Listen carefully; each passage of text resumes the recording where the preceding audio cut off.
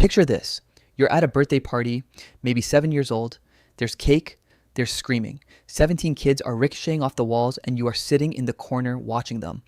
Not because you're sad, not because you're scared. You're just observing, taking it all in, maybe wondering why anyone needs to make that much noise just to have fun. Your mom catches your eye from across the room and gives you that look. That specific look. The one that says, go play with the other kids, honey, and you think, I am. Just not in the way you're thinking. That was you, wasn't it? The quiet one. The watchful one.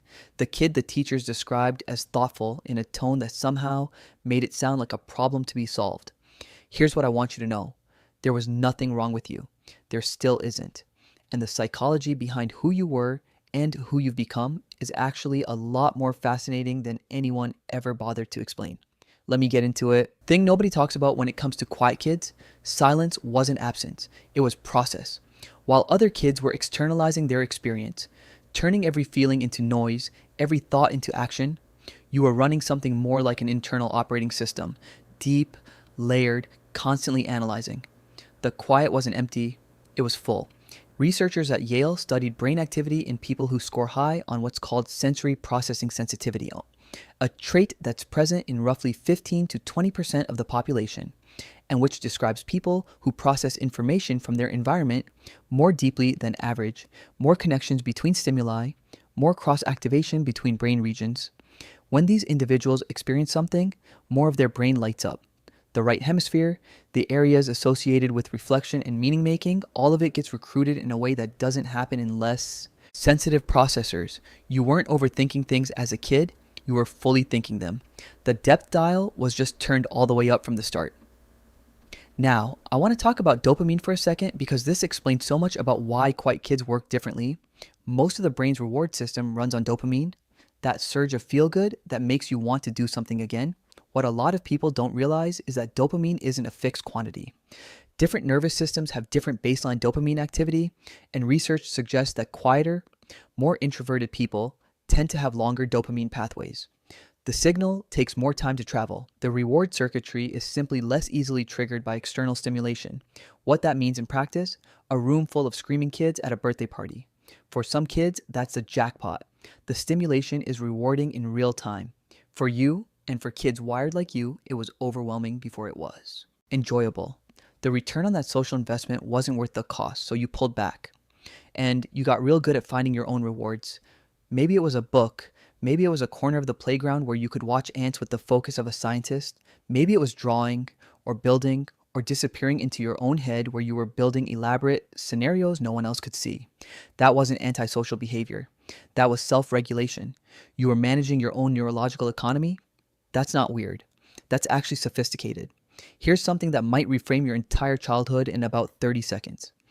There's a concept in psychology called the acetylcholine pathway, and it sits in contrast to the dopamine pathway we just talked about. Acetylcholine is a neurotransmitter associated with focused attention, deep thinking, and internal reward. Research from the Journal of Neuroscience suggests that while extroverted brains lean heavily on dopamine for pleasure, quieter, more introspective brains tend to get more activation from the acetylcholine pathway. Translation: your brain literally found more pleasure in thinking than in doing, in reflection more than reaction, in depth more than volume. Think about what that looked like as a kid. You weren't bored in class, you were somewhere else entirely, but it was somewhere richer than what was on the whiteboard. You could spend 45 minutes on a single thought, turning it over, examining it from every angle, finding the parts that didn't add up. Other kids were finishing 10 problems while you were still sitting with the first one, and someone at some point probably told you to speed up. But here's the thing. That kind of deep cognitive processing isn't a liability. It's correlated with higher creativity, stronger problem solving, and more accurate decision making under uncertainty.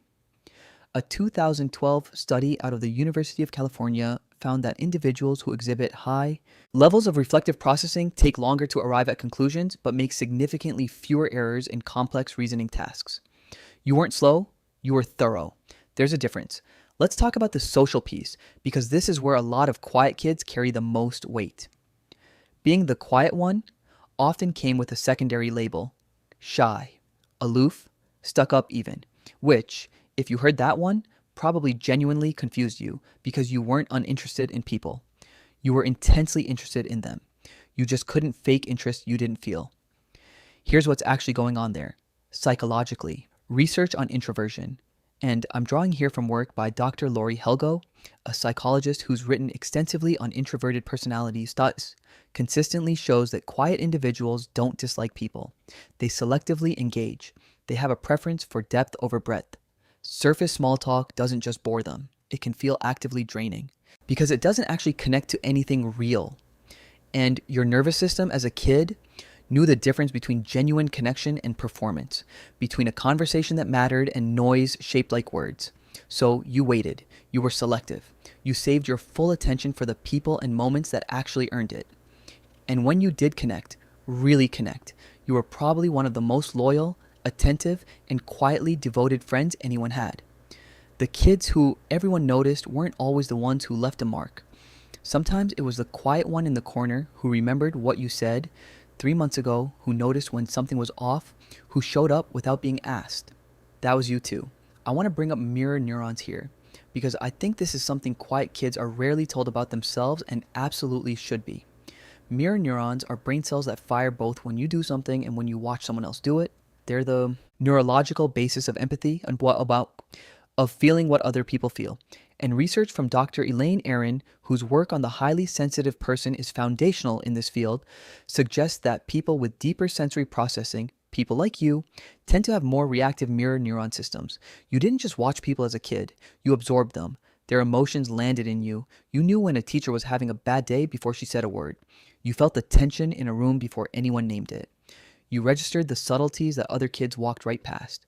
And nobody told you that was exceptional. They just told you were sensitive, usually in a tone that implied it was a problem. But think about what that capacity becomes in adulthood.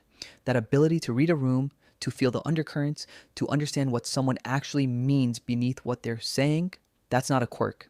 That's a superpower. And it was growing in you the whole time you were sitting quietly in the corner, watching. Now, I'm not saying quiet kids have it all figured out and loud kids are missing something. That's not the point. Both ends of the spectrum have their gifts and their growing edges. Extroverted kids learn the world through engagement and action, and that develops its own kind of intelligence. Social fluency, improvisational thinking, the ability to energize a room.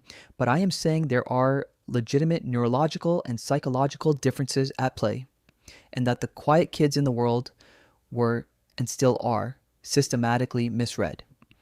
And that has consequences. It shapes how you see yourself. It shapes what you let yourself reach for. One more thing before we close, because I think it matters.